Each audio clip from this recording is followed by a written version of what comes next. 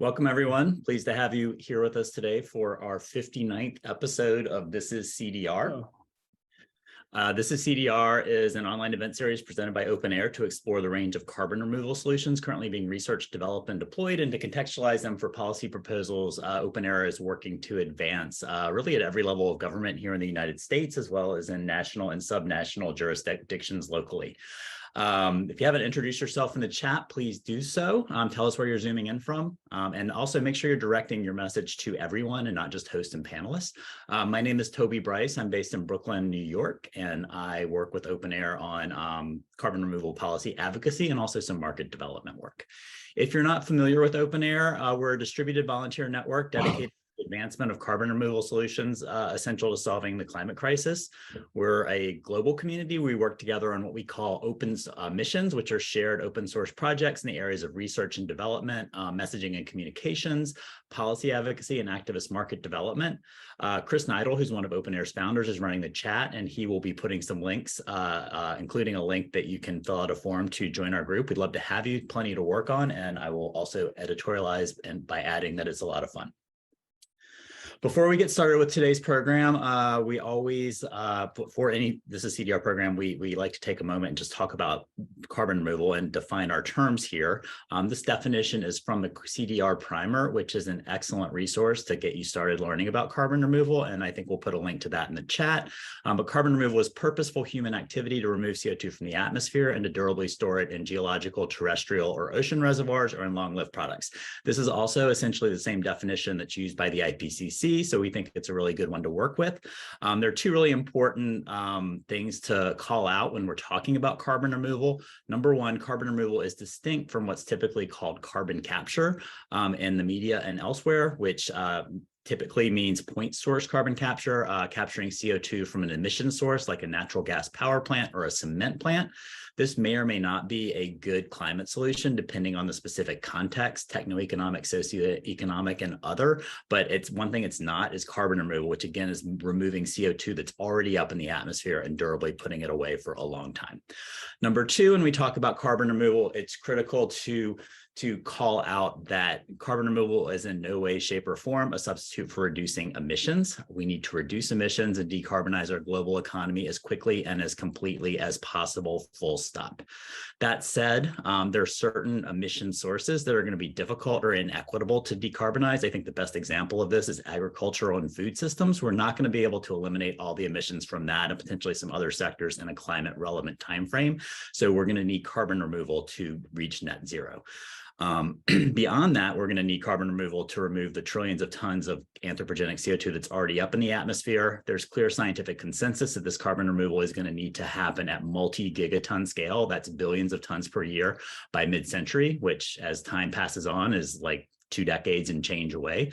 So we really need to get to work scaling carbon removal now. I am going to hand it over to my colleague, Megha Raghavan, who is going to talk a little bit about run of show, and she will also introduce today's speaker. Megha. Hey, everyone. I'm Megha. I'm an OpenAir member based in London, and I work on policy advocacy as well. So as usual, we're going to start with a quick presentation, followed by a few prepared questions, and then moderated audience Q&A. So please put your questions into the Q&A box. It's separate from the chat box, so try to find the right one so that it helps us to organize it a bit better. The event is also being recorded, so we will send the video link out to all of you who registered and post it to OpenAir's website and to our YouTube channel. This week, we're very pleased to welcome Running Tide CEO Marty Odlin back to This Is CDR to tell us what's new at the company since he was last with us in November of 2021 and what we can expect to see from Running Tide in 2023 and beyond. Marty is the founder and CEO of Running Tide, which is a global ocean health company. He's a system engineer and a member of a 4th-generation fishing family. Marty founded the company in 2017 after seeing the devastating implications of climate change on his own community. And Running Tide now designs and deploys cutting-edge diagnostics and comprehensive interventions that rebalance the carbon cycle, decarbonize global supply chains, restore marine ecosystems, and revitalize coastal communities. Proudly headquartered in Portland, Maine, Running Tide is scaling worldwide in partnership with leading investors, companies, scientific institutions, and governments. So Marty, whenever you're ready, go ahead.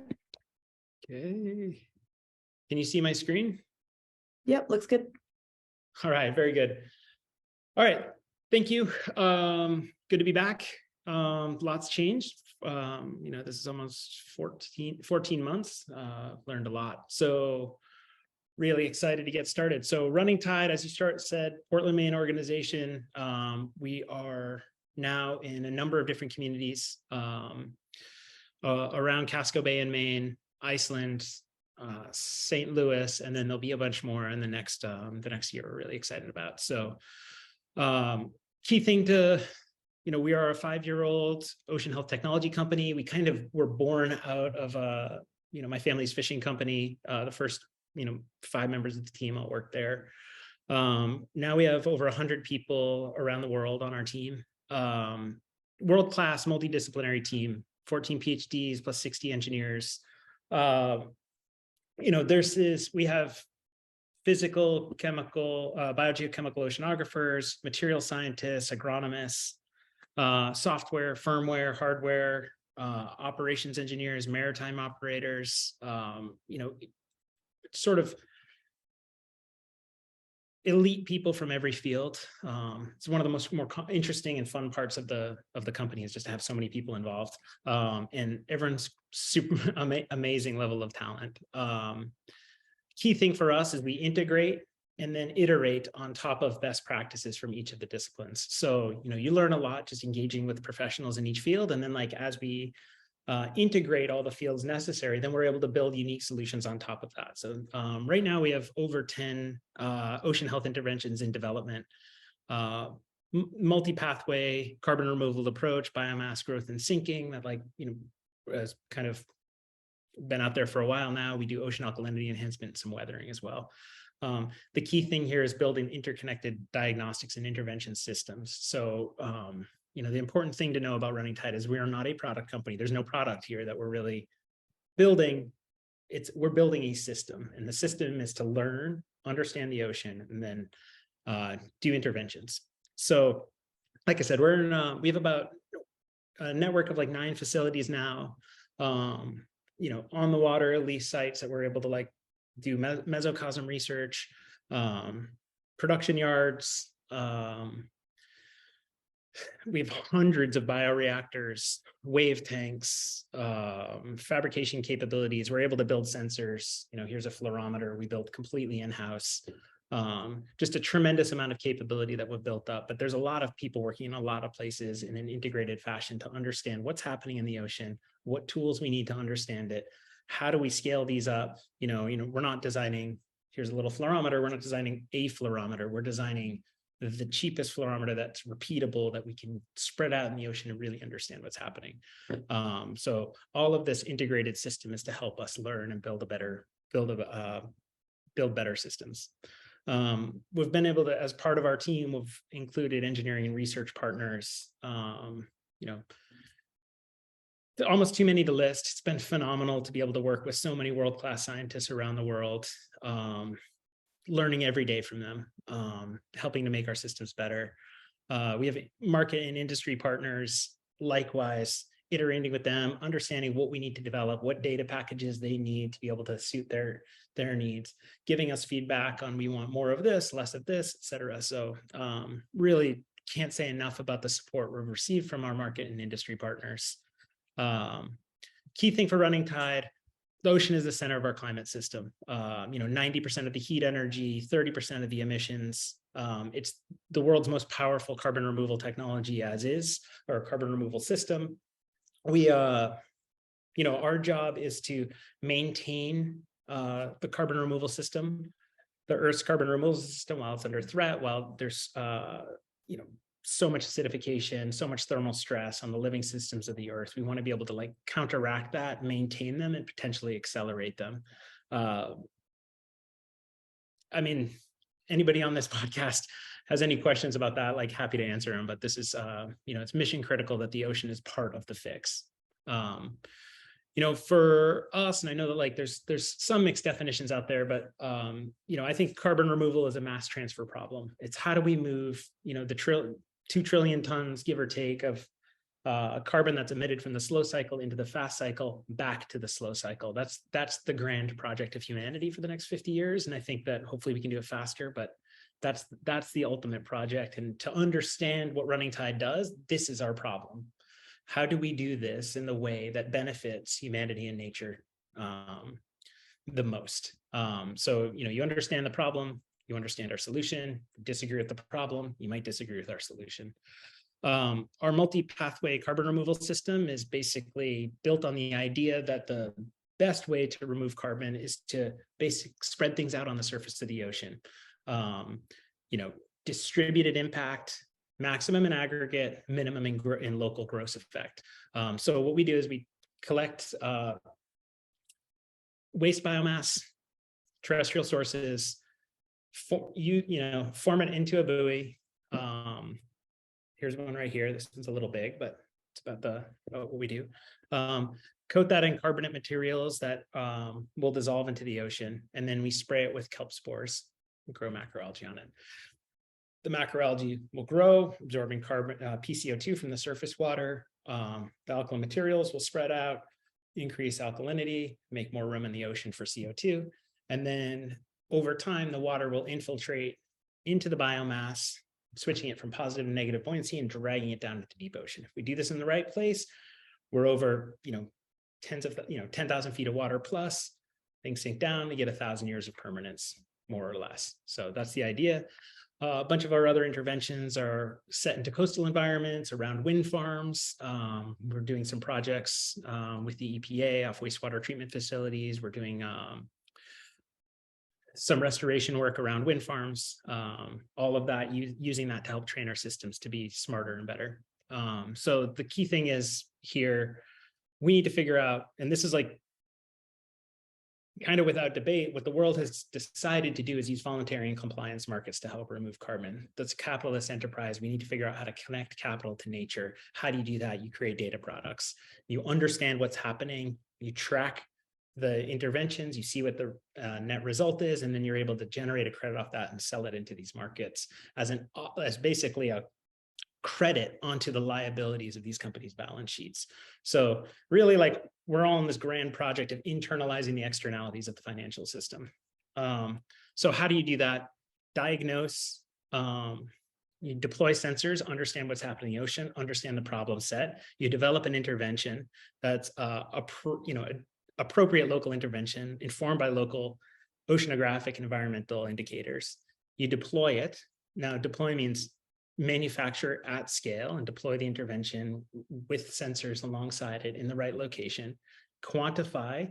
So you quantify and verify the impact that you had, and then you market it. You connect that to capital markets. You connect that to customers. So there's a lot of concern in the world, and I think this is like a good stopping point. I'm going to switch into talking about industry architecture because I think it's a really important thing for the community to get its hands around. As you all said at the top of the hour, I'm from a commercial fishing family. So natural resource management is like growing up is like literally dinner table conversation. And how we've managed, like, mostly successfully in a lot of places in the world, we've managed fisheries successfully. Not everywhere, of course, but natural resources kind of have a structure, an industry architecture, a way for all the organizations to interact in such a way to generate positive outcomes, where you can have industry operating in nature in a productive, not purely destructive way. So I'm going to walk through natural resource management industrial architecture. It's really important. Embedded in this is the idea of best available science. That's a term of art in natural resource management. I think it's really important. I probably don't have time to get through it on this call, but like maybe I'll post how this works on another. The key thing here for the industry architecture is the foundation for all of this is humans notice things about our environment. And it's called environmental data. This is the top of the thing. We have to know what's going on. And we have to know the question of what's happening in the world. Then foundational research takes that information, identifies patterns, and tries to explain what's happening in the world. So how does the world system operate? You're basically creating models that explain how the world works. So one thing that we've figured out is that moving carbon from the fast cycle to the slow cycle to power the industrial revolution caused some bad things to happen. Climate change is out of control. And we need to move 2,000 gigaton of carbon mass from the fast cycle to the slow cycle as soon as possible. Industry plays a part in this. To move that much mass, you must engage industry. There's no way around that. And industry wants to help. Anybody you talk to in industry is really excited about the opportunities afforded by carbon removal and wants to engage. And a market exists to pay for the work, and the market wants to help too. But this isn't enough. Things are getting worse, and we keep noticing that things are getting worse. Foundational science is updating the models. We're discovering feedback loops. We're discovering that small increments of warming have more devastating effects than we expected. Maybe we're not going to see 8 degrees C, but like 1.5 degrees C is way worse than people were saying it was a few years ago. And that's where communities have started to step in. And communities' job in this industry architecture to say, what world do we want? And what are communities seeing and saying? They're saying climate change is terrible. We're losing fish, birds, insects, water. Some places there's too much water. Our heritage and traditions. The world is shifting around us, and we don't like it. We don't want it, and we want things to be good for our kids. So we want, the communities are saying effectively, we want carbon moved from fast to slow yesterday. So where's the government? Well, government, we weren't asleep. We were paying attention. Governments tend to look a little bit in the rearview mirror. They're good at maintaining steady state. They're not good at necessarily turning on new industries and new solutions. But government plays a really important role in natural resource management because it decides how the work gets done. And the world's kind of like, whoa, wait, governments we thought would make something happen. This is really important stuff, biodiversity enhancement, carbon removal, all of these natural systems that we need to get a handle on. We want government involved, but that's not what government does. Government doesn't do innovation. Government will support things that we can demonstrate work. And that's where, a combination of, that's where, that's where carbon removal companies have stepped into the void. And I think this is a really important thing to understand. We're acting because government is not acting, but that doesn't mean we don't act with the support and with the, with government. We still act with government. We just have to develop these solutions, show them to government, and hopefully over time, governments will support these activities. And I think 45Q is an example of how this is starting to happen. I think the work, that's going on in my company with governments around the world is showing that collaboration is possible. It's really exciting.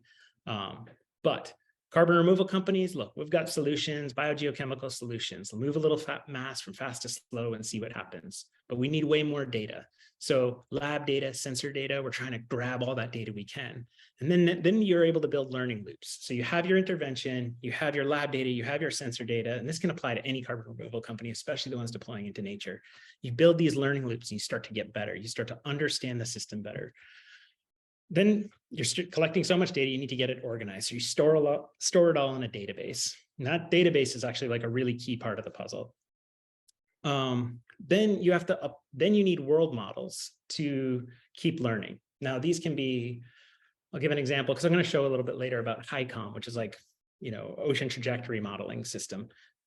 That's a world model. You also need socioeconomic models. What are we trying to achieve? Are we trying to push jobs into disadvantaged communities? Are we trying to, what socioeconomic models are we trying to build around? Is this a capitalist enterprise, a socialist enterprise? It's been determined for us, just the way the world is kind of shaking out, but that's a really important thing that still can change over time. So we grab these models and, foundational research is whoa, we can help. We have so many models.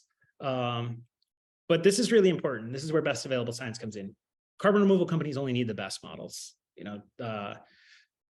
Foundational research kind of sad, produce so many models every day. There's millions of papers getting published every day. There has to be a filter. Who knows the most about this stuff? Independent science review boards. Ocean Vision stepped in to help ours. We have fantastic advisory panel that is helping us to select what's the best science to use. Are we operating under the best practices, et cetera. So this is excellent. Now you're really building a learning loop. Now you have the best models, you have socioeconomic models, you're developing your interventions in seeing how they work in the lab, in the field, in controlled studies and mesocosms, et cetera. And you're just continuing to iterate and like ongoing process of learning and making these interventions slightly better. So government and community wants to step in, help guide some of the socioeconomic models. This is really important. Community should have a say about what type of jobs get produced in their community and like how those jobs are prosecuted. So, carbon removal companies that are done right should be engaging in the communities that they're operating in, finding out how people want to operate. Communities also are an amazing source of wisdom on how the world works, how the environment works, how biogeochemical models work. These can be traditional or indigenous occupations often have a lot of insight. We've noticed that in our company, how much we've been able to draw on the communities that we operate in as a source of knowledge. So, wow, we're learning so much. All right. So markets step in. We really need to fix the damage we're doing. This decarbonization thing is way too slow. It's really exciting to see these advanced market commitments come out and help support this, but there's no one to buy removals from. And this is where they stepped in. We existed already when these RFPs started coming out, but and now a lot of companies are spooling up to meet them, and they're asking, "Can you speed up?" Yeah, well, we need more money. It costs money to do this work, to spin this wheel, to spin this learning system costs money. The market's like, "Hey, can we pay you?" Yeah, it's going to take some time to do this right. We are still learning. This is why advanced market commitments exist, to advance the market commitment. Okay, that's cool. So create some contracts. This has been ongoing for the past couple of years. Just these contracts are getting generated and allows people to like pull in a little extra money from investors and then advance their work. Then the question comes, okay, now you have a contract. How are you going to move the mass? Well, that's where industry comes in, and industry is going to be a key partner here. But industry doesn't necessarily know exactly what to do, but that's what carbon removal companies are. So you build out logistics systems to help guide industry. And then on top of that, okay, you have this intervention, but now that once you start doing the work, you have to track all your emissions so you can understand net removals versus gross removals. Gross removals are interesting, but the net removals are what actually generate a credit. So you build supply chain emissions tracking inside of your company to understand, to connect to your logistics interventions, and then you store that all in the database. So you know exactly what the net effect is. For industry, this is great because they have to track emissions already. The SEC requires it. A lot of customers downstream already require them to report on their GHG emissions, or their government already does. So, it's not really a problem for most industrial companies. Like really advanced industrial companies are tracking tremendous amounts of data through their operation already. But, then the question exists, well, when do we get paid? Good question. Hey, market, when do we all get paid? When you deliver a carbon removal credit.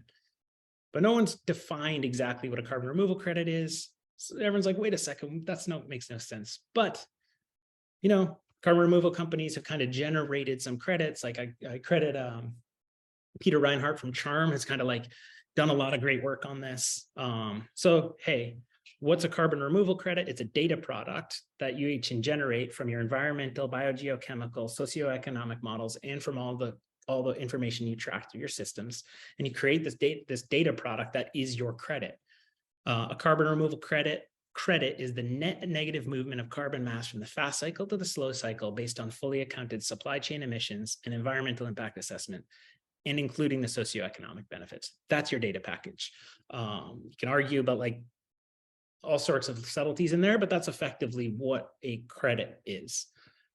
So a credit is just an inverse of the liability that gets created by these companies, right? They get penalized, or they create their liability by going slow to fast. Fast to slow is the inverse of that, and you have to track all the externalities. So is this cool? This is pretty cool for everyone. So, market's asking, how do you know you aren't selling these credits twice? We'll list them on a registry. It's a spreadsheet in the cloud where this data product can live, and people can make sure it's not getting sold twice. Now the market, now the SEC is getting involved, tracking these liabilities. That means auditors need to get involved because they want to make sure that the data is solid before they allow these companies to discharge the carbon liability off their balance sheet. Makes sense. So auditors are getting involved, and their job is to say, is the data solid? And it's like just accounting for dollars, but now you're adding carbon to dollars. It's great. So, and hopefully biodiversity gets embedded in that, like they agreed in Montreal. So as industries mature, then we need to start developing standards. This kind of has to happen slowly. And standards get formed over time. They could be ISO 14064-2 governs carbon removal. It could be your methodologies. It could be, there's a bunch of different ways standards can get written, but they're basically saying in this system, our industry standards be met. And the goal of these standards is to make sure that you're generating guardrails for industry, not speed bumps. We want to connect the market to the mass movers as fast as possible as a society, but we want to make sure, and we want to make sure that's happening safely. That's why you add guardrails, you add speed bumps, you slow people down, and they're actually a little more dangerous. So, and this is a real thing, you know, our independent science review board is excited about the data that we're collecting, and they're like, hey, let's share it with foundational science to make foundational science better, to make these models more predictive and better. So that's a very cool thing. Everybody's excited about that. So now we know that this is the industry architecture that can help, you know, govern the natural resource management. Carbon is just a natural resource. So let's move some mass. The communities are excited about it, definitely. Everywhere we go, we're getting so much support. It's really exciting. So rip through that pretty quick, but hopefully people understand what an industry architecture is through that little story. I know it was a little flippant, but it's a really important thing that people understand. Okay, there's roles for a number of different organizations, and then there's like pieces of the puzzle that every carbon removal company needs to like bring to bear to do their job well. So, you know, for Running Tide, the big thing for us this year is we actually got all these pieces in place. Tremendous lift, 100 people working nonstop. Incredible talent that's been brought to bear. And we've gotten these pieces in place, and that's going to allow us to start spinning this learning loop faster and faster over time, generate more data, share the learnings more, and hopefully over time, move more and more mass from the fast cycle to the slow cycle. So this is a really beautiful photo I love. It's just like some of the interventions that we're working on. You know, you have our buoys, you know, different forms of macroalgae. We do restoration work. You know, it's just a beautiful image that just shows some of the stuff. And this was just like pulled together from our lab, like as people were testing different things and letting them dry out. Someone just like laid this down on a board. This is another one that was done. These are all the sensor systems that we're working on, or some of the nuts and bolts of what we do. That's like that's a tremendous part of Running Tide. We've spent almost all of our time building up the labs. You know, if you can see my cursor here, I guess not. The labs and the lab capabilities we've built, the sensors that we've built, and how we're integrating those all into our biogeochemical models, that makes like what people call an MRV system. And we've been able to build that over the past year. So here's just a few images of like, my team, you know, we build all of our sensors, not all of them, but almost all of our sensors get built in-house, redesigned from scratch. So we're at the lowest possible cost, highest repeatability. They're ruggedized so they can survive in the open ocean. You know, we have welders on staff, you know, we have firmware fabricators, we build up our own cameras, et cetera. Here's a couple of our observation platforms that we put out in the ocean. This is on a giant ship that's traversing the Atlantic, and they'll drop it into the water. This is kind of a rendering of what it will look like as we're deploying more and more of these buoys at scale, but we deploy these sensor platforms alongside of it.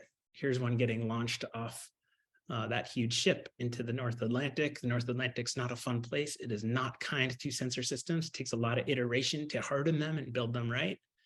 This is some of the data that we're collecting off our you know, test MRV deployments. So you can see the ship leaving out of Iceland, heading east, deploys the sensors kind of between the Faroe Islands and Iceland, and then we can track these buoys through the ocean. And we have a huge amount of sensors on these buoys that go alongside our interventions.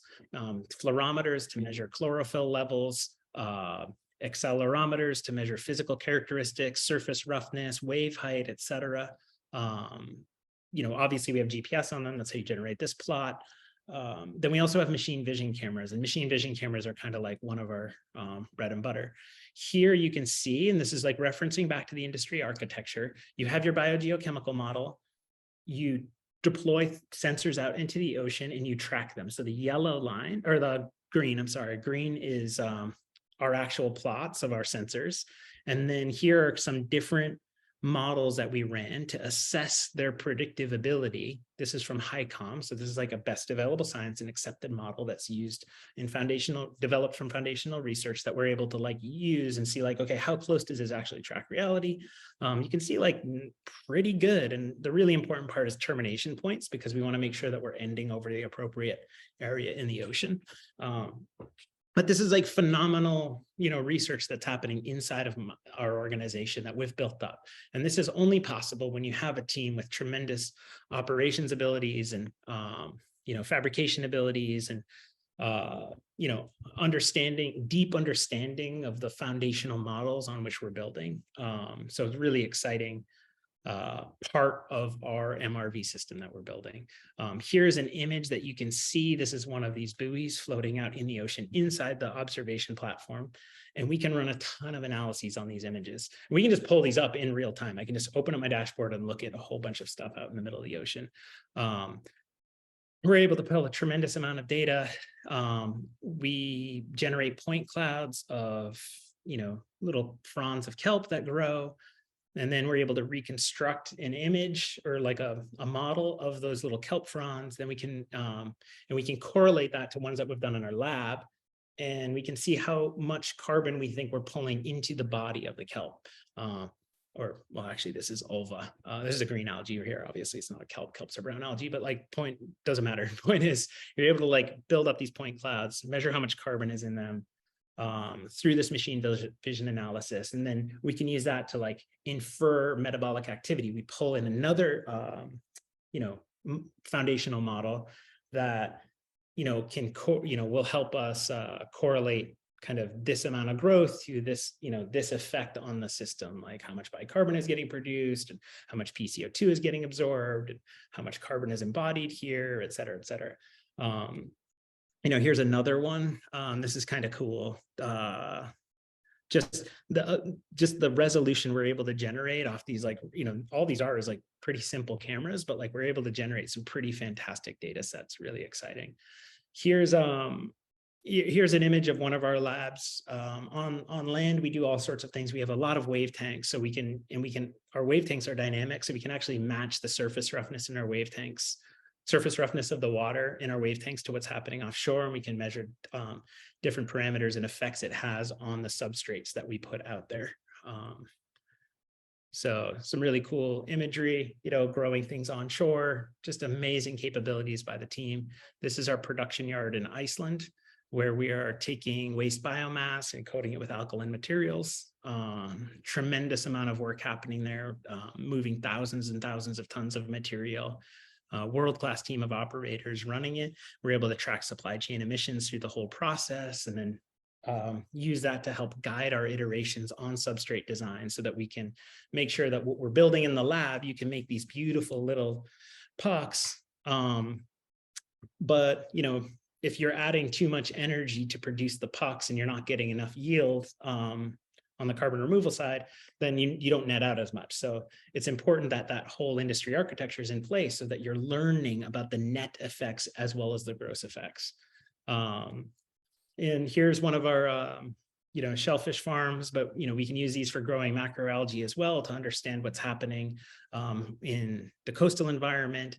We have all these machine vision systems running on that, and we're able to understand what's happening in terms of nitrogen abatement and carbon removal or carbon creation, biodiversity enhancement, and use this for these restoration activities in front of wastewater treatment plants and wind farms, et cetera. So I think that's about it. I don't think I have time to go through the best available science, but hopefully that's a jumping off point, and I can maybe post that another time. But yeah, that's great. Thank you. Sorry to monologue for so long, but a lot to cover. Oh, good. It's great to get that update, and all the context about the industry architecture and the market was super helpful, and I think people really appreciated that. So thank you for that. Yeah, we're going to ask a few questions from OpenAir, and then we have a bunch of audience questions, and keep those coming, and we'll switch over to those in a few minutes. Sure. Can you talk about so when people think about macroalgae. Typically it's a permaculture, meaning you're growing macroalgae in one place, and your approach is a distributed approach. Can you talk about some of have there been challenges getting macroalgae to grow in the deep ocean in a distributed way? Like, what have been those challenges? How have you made it work? Can you talk about that a little bit? Because it seems like a hard problem. Yeah, sure. I mean, it is a hard problem. It's there's a lot of complexity. I think well, first, like we've been successful growing macroalgae from spore in the open ocean. We felt really confident that would get it to grow if we could get it started. But getting it to grow from spore was like a really big challenge. We achieved that, and so one, we feel like, yeah, that's not a problem. There's also the Sargassum Sea. Like, can you grow macroalgae in the open ocean? Like, yeah, there's an entire sea of it. Like, I'm not tremendously worried about that. What I think is really interesting and is finding the right macroalgae species, and one, building the intelligence systems to know what macroalgae species will do well at what time of year and in what locations, being able to like know where to put them when, and then also running the supply chain of like, can you create enough spores to have an impact at scale? And can you repeatedly deliver that out into the open ocean and get like consistent yields? That's super hard. Like, I don't want anyone to think that's easy. Doing it once, doing it a few times is not that hard. And, maybe it was hard, but we've already done it. The future of doing this consistently and producing consistent yields is going to, be the work of, 5-10 years. And I don't want anybody to think that that's going to be an easy thing. Any of these projects at scale are going to be really difficult. The key thing for us is to build the intelligence systems, the scorekeeping capability, so we can really infer a ton of data. And that's like our St. Louis team is just basically just chewing on all this data that we're feeding them on our coastal experiments and our lab experiments in Iceland and the US, wherever else they can pull data from, world-class agronomists operating in St. Louis, and they're helping us determine like, okay, like how do we do this at scale? So is it gonna, like, does it work? Yes. Can it be truly scalable? Really, really difficult intelligence and supply chain problem. The work of years, the work of super intelligent people for years. I don't want to diminish at all how hard it is going to be. However, it's important to understand that like you don't have to make, and I think there's a huge amount of misunderstanding. Like, we're not trying to match the yields off like a coastal kelp farm that was put in some little, high flow channel with tons of nitrogen flowing through it. Like, yeah, you're going to get way more yield doing that. That's not what we're trying to do at all. We're trying to use kelp as a mass transfer lever. So you move a buoy, you move a kilogram of buoy. How much additional carbon can you get on top of that once you put it out into the ocean? I don't need to get like 50 to 1 like you see in the coastal environment for this to be super successful. If we get 2 to 1, we're way under $100 a ton. And it's a, really critical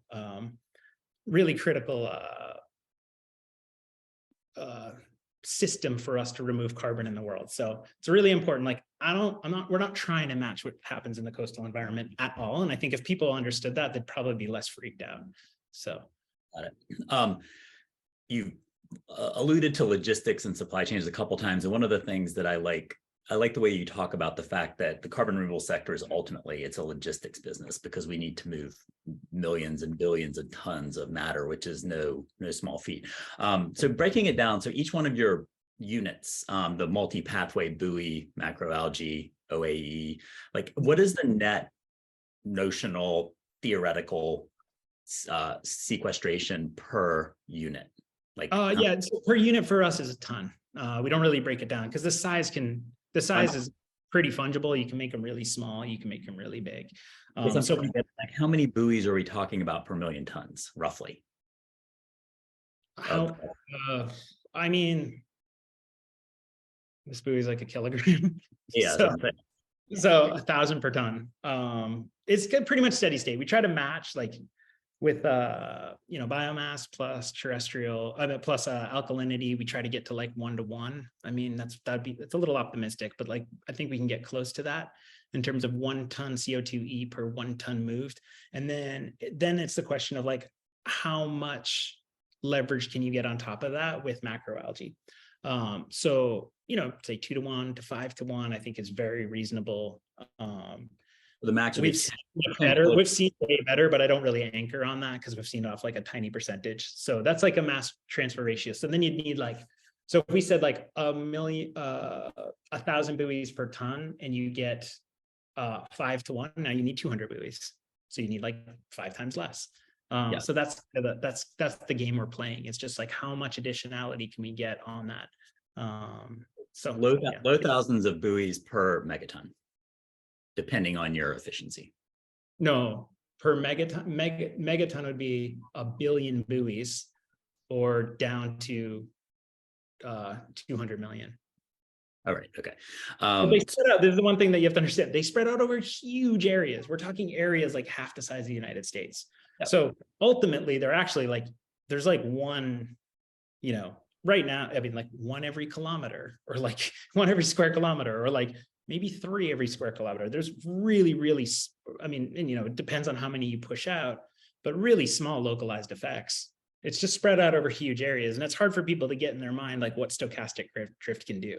So you'll drop things in the ocean, they spread out, and they spread out massively. And so, that's like incredibly low localized impact, incredibly low. It's like, I know it sounds like a lot of things out there, but they're small.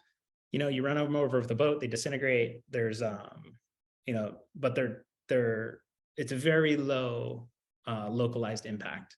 So effect on the Goldilocks zone. Goldilocks zone is like parameters of life. It's pretty minimal. On the logistics front, can you talk about, that's just the logistics questions are mind-boggling to me. So maybe in the last year, can you talk about like an example of a logistics problem your team has solved? And maybe what is the biggest logistics problem you're looking at in 2023? Okay, yeah. I mean, look, it's just like moving tremendous amounts of mass around the world is really difficult. It's necessary. It's just what this is going to be no matter what. Like, talk to Jim from Undo Carbon. Like, this comes down to just moving mass. And, you need to spread it out. Generally speaking, like, we need to spread things out. The ocean spreads it out for us. So for us, mostly what we're worried about is like the on-land supply chain, and then the logistics inside of the port where you're trying to move things. One thing we ran into this year, couple things. One, just like the war in Ukraine, the effects that had on, the cascading effects that has had on commodity prices, shipping prices, availability of ships to move these things around. It's just been like this cascading effect that we've been trying to catch up to all year. We really, I have a phenomenal team, logistics team, with many years of experience, a bunch of them trained in the Marine Corps, et cetera, and they were able to adapt. A phenomenal amount of work and agility from the team. That was really hard, just getting ships into place so that we could go do this activity. Another thing that was really interesting is like how much carbon a dump truck's like a dump truck. We spent more carbon. Like, so we moved all that biomass, right? Waste biomass up to Iceland by ship. We spent more carbon on our dump trucks than we did on the ship. The dump trucks just moving the pile from the port, from the edge of the dock to the pile. We spent more carbon than in the ship coming there.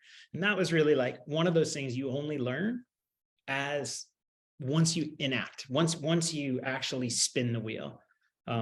Once you spin the wheel, you learn like, oh, that's where the emissions are in this. Oh, okay. Like, let's reassess everything based off this new information we received. So those are 2 examples of where like logistics became like the thing. How many tons of carbon can you get in a dump truck? Well, okay. So like, this is a really good game to play. So it depends on the dump truck, but like, most dump trucks are 14 yards. So, 12 cubic meters. If it's, fairly dense wood, you get about 1 to 1. So 1 ton of CO2e per cubic meter.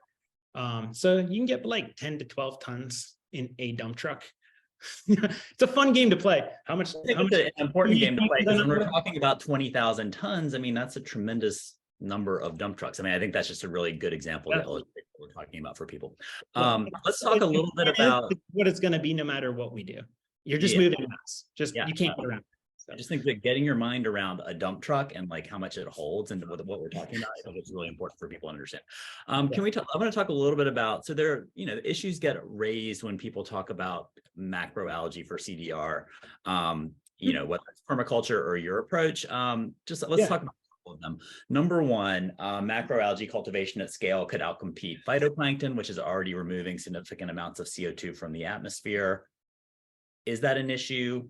If so, how are you addressing it? If it's not an issue, why is it not an issue? Can you talk about that for a second? Yeah, I mean, look, this is where you come to okay, well, what models are you building off? One thing that we're pretty confident that the additionality hit we take on displacing phytoplankton is pretty low. We're talking one single percentage points or less. And that's because macroalgae is much more efficient using nutrients than phytoplankton. There's going to be no measurable shading effect. I know that's come up in a few places, but that's just not really understanding the distribution of this. So it's really comes down to trace nutrients. And macroalgae is much more efficient user carbon per nutrient than phytoplankton. So yeah, you might displace a tiny little bit of phytoplankton, but you're getting a lot more carbon. You're accelerating the biological pump quite a bit. But this is the key thing, is this is why we build a system the way we do. This is all about systems design and doing the hard yards. And we built this fluorometer, which is 1/10 of the cost of traditional fluorometers, is really a phenomenal tool for us because we can put so many of these out in the water and measure phytoplankton levels. So we are in the process of generating the best understanding of where phytoplankton is in the ocean in the world and really understand what would the effects be. So over time, as we spin this wheel, as we run more tons through it and deploy more sensors and learn more, we will find out, hey, this foundational model that we were using might be off positively or negatively, and we will adjust our system around that. So definitely want to acknowledge that even the answers we think we have, anybody thinks they have, any oceanographer, anybody has, are subject to change. That's what science does. We want it to keep changing. We want it to keep learning, and we just want to feed the information back that we generate so we can make the systems more effective.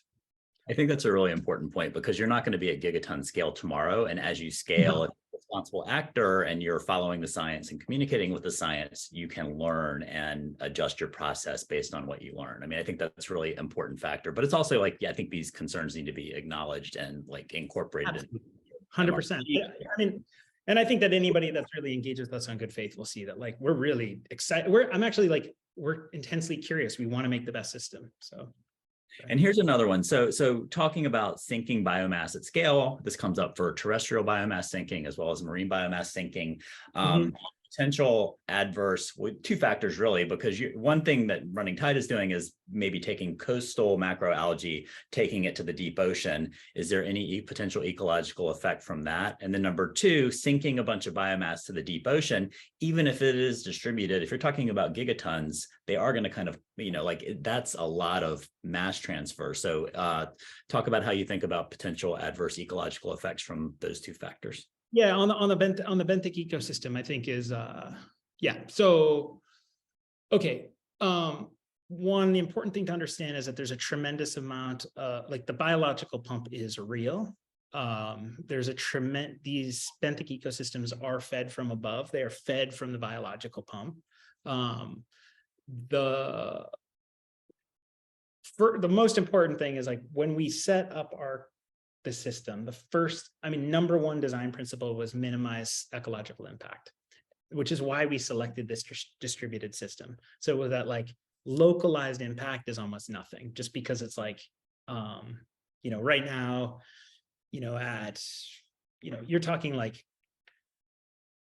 literally no material per square meter of almost immeasurable.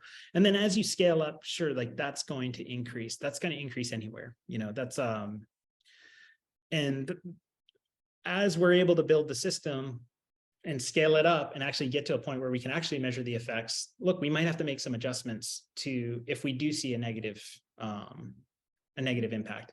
It seems really unlikely based off best available science. Distributed acceleration of the biological pump will most likely have no ill effect. Most, and the science is still for sure out on this, but mostly what we're looking at is a slowdown in the biological pump. including terrestrial biomass flowing offshore because of damming of rivers and the deforestation close to rivers. We're seeing a slowdown in phytoplankton productivity. We're seeing a slowdown in terrestrial biomass sinking into the deep ocean. If anything, our activity is a restoration of the biological pump from the perspective of the benthic ecosystem. So I think that there's like pretty low risk, but it's certainly something we're monitoring. Doing benthic studies, one, we have to be at enough scale. I mean, we're working with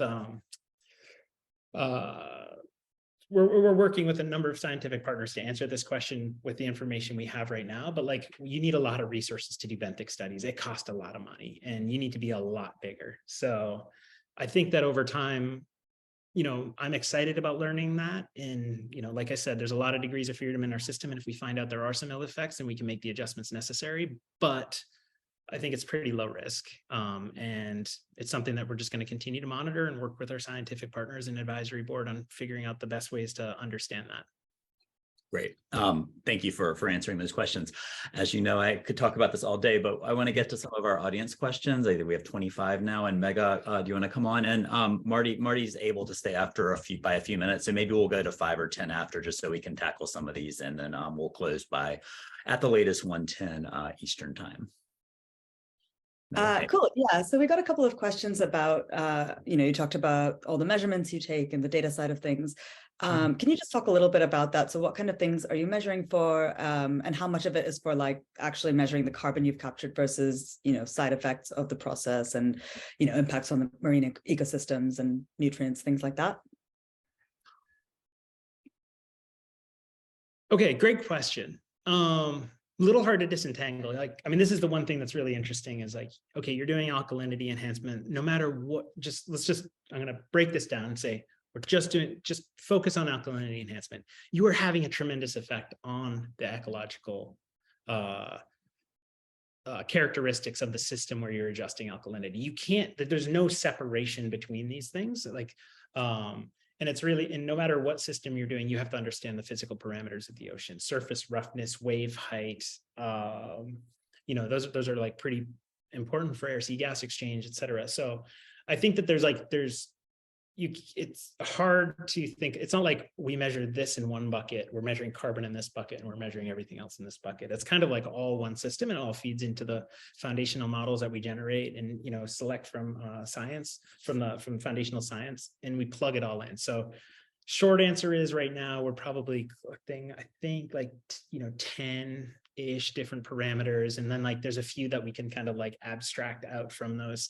Over time, we're going to generate more. I have a team, you know, an amazing sensor development team in developing lab tests and, you know, more sensors. And we're going to be able to stack more and more information and gather more and more information out of what we're doing. So sorry, that was like, yeah, not the best answer, but basically like you have to measure everything.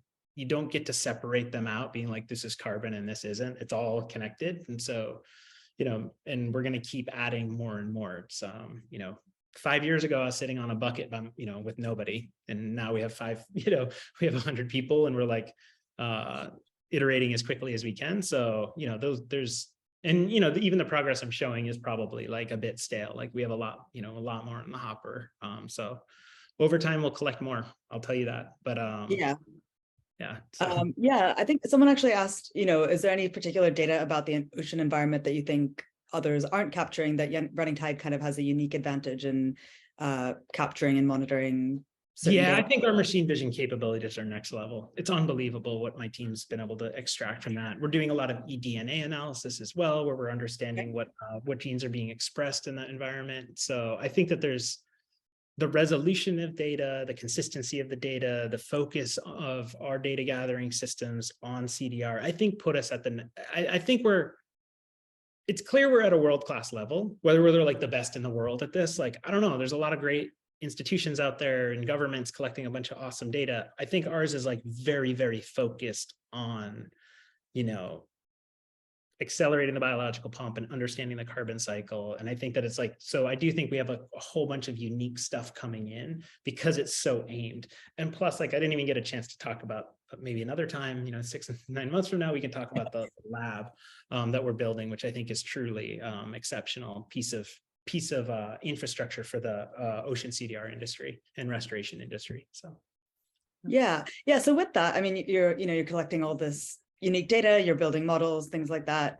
How do you think about, is that something that you keep as a proprietary, the models and the data? Do you publish it? How do you kind of think MRV data transparency should progress in the industry? Yeah, I mean, this is like something we talk a lot about. I think metadata, sort of like abstracted data sets, will be for sure shared. There is a level of resolution where you don't are not necessarily you share with auditors. That's kind of like how public companies work. You don't provide like all your information, you provide a set amount, and then auditors come in, make sure it's good, and then move on. So I think that there's a balance point there where you can share all your information with some partners and a little less publicly, but I generally, I think, like, I mean, we're pretty transparent. Like, it's not like we're hiding anything. We let people in on where we're at. But I do think that, I think that it's like, there's a certain level of data transparency that is actually counterproductive to, bringing in the capital necessary to scale these up to the size of the solution. But I think that metadata and targeted partnerships, providing all your information to some of your academic partners is like really critical. Just makes us better anyway. It helps train us, but also it's just like good for the world that this is getting out there and is getting published just through some, through some filters. Yeah. Got it. Okay. And then just thinking about sort of the permanence issue, I think we talked about a little bit earlier. How long do you measure the durability and the sequestration of the carbon, or are you able to measure that on a longer time scale, or is it modeled? How do you approach? Yeah, it's going to be modeled for a while. I mean, I think that we're going to be able to do some work with some of our academic and research partners in the short term. Like I said, these Benthic studies are tremendously expensive. I mean, more money. One of them, like a really proper Benthic study, is more than all ocean CDR companies have raised. So I think that, like, we have to just kind of crawl, walk, run, understand what's unknown and how we're going to get there. I will say, like, if you're sinking in the North Atlantic in tremendously deep water, you are well past the line of what the slow cycle is. Like, that's in the slow cycle. I'm not worried about that. I'm not worried about I'm interested in it from like a literal academic sense. I'm like curious, but do I think that it's going to have a material effect on the efficacy of a credit generated through this method? No, I doubt that it'll affect it. I doubt it'll affect the financial outcomes on that on the longer time scale. I doubt that it'll affect how we look at it in terms of a solution based off what we know right now about the world. And like, obviously things change, like best available science changes on, slow cycles, but it could change. What we know right now, what we're seeing right now, it's interesting, but it's most like, I mean, for sure, it's over 500 years. Like, who cares? Right now, that's not something we should be. What I'm saying right now, the world should not be that worried about like how much past 500 years of permanence you get. It's like, let's just get going, moving some mass. This is mission, civilization level critical, and then we'll figure it out from there. Yeah, fair enough. We had a couple of questions. I guess it's sort of just asking about like the net impact of your process. So what are the major expenditures of carbon in the production of material process? A couple of people specifically asked about the buoys, so that in particular. Yeah, the production of the buoys themselves is not that big of a deal. And in the grand scheme of things, I mean, obviously, there's always this thing about how much thermodynamic order you dump into a system to get what result. This is like all, from a systems design perspective, all carbon removal, you have this struggle between like, add more order into the system, and then what do I get out? And you can dump a ton of thermodynamic order in and get like 100% certainty that you're measuring every molecule, but like, who cares? We're not in the game we're trying to play is how do we accomplish 2,000 gigatons of carbon removal with as little thermodynamic order as possible. But sometimes you add a little in, basically add a little energy in, and you get a longer floating buoy that can grow more kelp. And then you're like, oh, okay, well, it nets out. It's a good thing to do. But so that's something that over time, I don't think we've done this for long enough. I don't have enough of a data set to say like how much energy can I dump into a buoy before it like counteracts what I'm able to get out of it. I think we'll have to do this for longer. But I do think like heavy equipment's rough. Ships are not. This is one thing that people don't understand. Ships are super efficient. There's a reason why we use them all the time. They're like super efficient way to move mass. Trucks, front loaders, not so much. So it's really exciting that people are working on, you know, Caterpillar came out with its huge battery powered dump truck. Like I am so excited about that. That's like, I mean, I'm like thrilled. And the more those types of solutions, those decarbonization solutions come along, the better. And that's one other point I think people don't quite get is carbon removal is decarbonization. Carbon removal companies have the highest internal cost of carbon of any companies in the world. So as carbon removal companies grow, we incentivize the decarbonization of the supply chain that we touch. So we're like the first companies that actually have an internal carbon tax, like a big one. So, you know, sometimes you hear like decarbonization versus carbon removal. It's like, yeah, hey, when you get to an industrial level, like really, carbon removal is decarbonization. Yeah. No, I'm like stressing out more about dump trucks than any, you know, than like almost anybody in the world. So yeah, I think moving mass needs to be decarbonized, but yeah. Yeah. Okay. We got a couple of questions about the Iceland project. So, you know, what kind of biomass is it and what does that look like when you think about scaling up to, I think you said 1 million tons? Yeah. I mean, I think that, what do I have? Like 40,000 tons there now. Then we get source the limestone locally or out of Scandinavia. Limestone and alkaline material, different alkaline materials that we're using. Yeah, I think Iceland's a fantastic place. You know, it's a really interesting area of the ocean. There's a lot of cool stuff going on there. Tons of nutrients, favorable currents for us. You have some really, you know, there's some complexities with what happens in the Labrador Sea is like a, you know, initiation of, you know, some of the thermohaline cycle. So like there's some interesting stuff there. How big can our Iceland operation get? It can get really big. It can get really big. You know, including some of the other interventions and pathways that we don't really, you know, haven't really talked about much publicly, but like, yeah, I think Iceland can be massive. I think that it's a really exciting place to be operating out of. You know, I just published a blog post about, you know, my thoughts on Iceland. Being in Iceland is literally a dream for me. Like straight up, like when I was, you know, working commercial fishing in that industry, it was like, there's nowhere else in the world I'd want to. When I started running Tide, I literally was like, I want to make my company like an Iceland company. So it's like really cool for me to be there and to be learning with all those partners and bringing in all that talent. It's just totally thrilling. But yeah, I think Iceland can get big. Not there to do anything small, I'll tell you that. Yeah. I'm just going to do one last one before we go. What are your thoughts about the way policy needs to develop to kind of move these things forward? And people mentioned, you know, the carbon credit market, and someone else also mentioned the idea of developing natural asset companies, which are, you know, companies that hold and conserve nature-based assets. So talk about those or anything else. What do you think needs to happen to move this all along?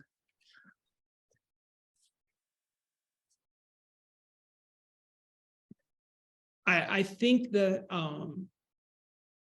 you know, people need to understand like bureaucracies play a really critical role in how we govern and governments function. And right now, most bureaucracies are not operating under a mandate to accelerate carbon removal. I think that's a huge problem.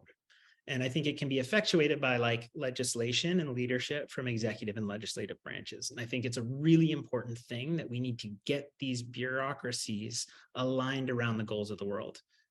Right now, I think that bureaucracies are tending, not, and I mean, like, there's obviously exceptions, LPO office, Tiger Shaw, like, I mean, come on, they're amazing. But, you know, I think that there's bureaucracies who are like operating under mandates from law that don't encapsulate the goals of restoration and carbon removal. And so I think that there needs to be like a shift in mindset from the legislative and executive branches where it says, okay, we're going to write laws and we're going to mandate that these bureaucracies accelerate these efforts and not necessarily try to fit like a square peg in a round hole. So that's just like a broad, like how we can approach policy. I think that eventually, I think eventually we're going to get militaries involved. We're going to get central banks involved. And that's how we move beyond the compliance and voluntary markets funding these activities. The sooner that happens, the better on both fronts. But I think that, there probably isn't enough data for those types of organizations to get involved in a meaningful way. Those things they can't push on a rope. They need something, those are big heavyweight institutions, military and central banks, and they can't push on tiny little things like us, that we're not like good counterparties to them. We need to get much, much bigger. The CDR industry needs to get much, much bigger. So then we can like interact positively with the heavyweights of the world. Yeah. Awesome. Thank you so much, Marty. It's been really great having you again. And Toby, I will give it back to you to finish us up. Thank you, Meg. And thank you to the audience for being with us and for so many great questions. Marty, that was fantastic. Great to see you again. Thank you for being with us. Best of luck with your 2023 plans, and we look forward to watching all of Running Tride's continued progress. So thanks for the great presentation. Just a couple of quick open air notes before we close. Let's see, there's Marty. We have two things we want to announce. Number one, when this loads, there's been a really great revamping of the open air website to feature all of the mini missions that are happening. So please check that out. Chris, if you're still on, maybe you can put a link to this in the chat, but a really great new architecture with forums so that you can get involved in the missions that we have happening. And a really exciting development in one of our big state level policy missions, the Carbon Dioxide Removal Leadership Act, which is a state level bill in New York, which is pending. It serves as a basis for a couple pieces of US federal legislation. It is a public procurement program for long duration CDR, and we're super excited to have it be introduced in Massachusetts, right next door to Maine. And it is a live bill sponsored by the Senate Majority Leader in Massachusetts. The Massachusetts has a very aggressive state climate policy. They have a specific informal target for how much of that policy needs to come from carbon removal, specifically engineered and long duration carbon removal. They've allocated part of it to forests and soils, but they have an internal target for CDR. So we think it's a really great environment to get this thing passed with a very powerful sponsor. So if you are in Massachusetts, please help us write your local representatives. You can message us. You can join our Discord. We have materials that you can use to make that contact. So very exciting. This just happened last week and we just announced it today. Finally, a bunch of great stuff coming up on This Is CDR. Next week, we have Carbon Capture CEO Adrian Corliss, who's going to talk about their exciting DAC project in Wyoming, Project Bison.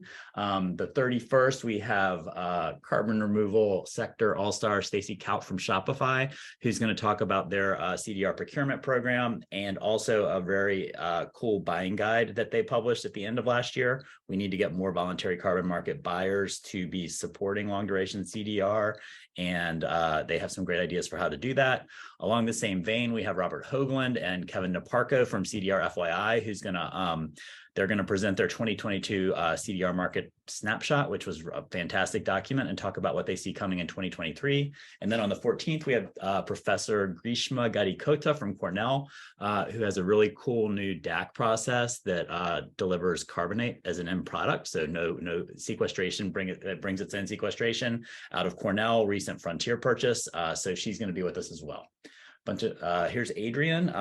The link is in the chat. And so thank you all for being with us. And sorry we ran a little bit late, but we will see you next time. And thanks again to Marty for a fantastic presentation. Everyone be well, and we will see you next week.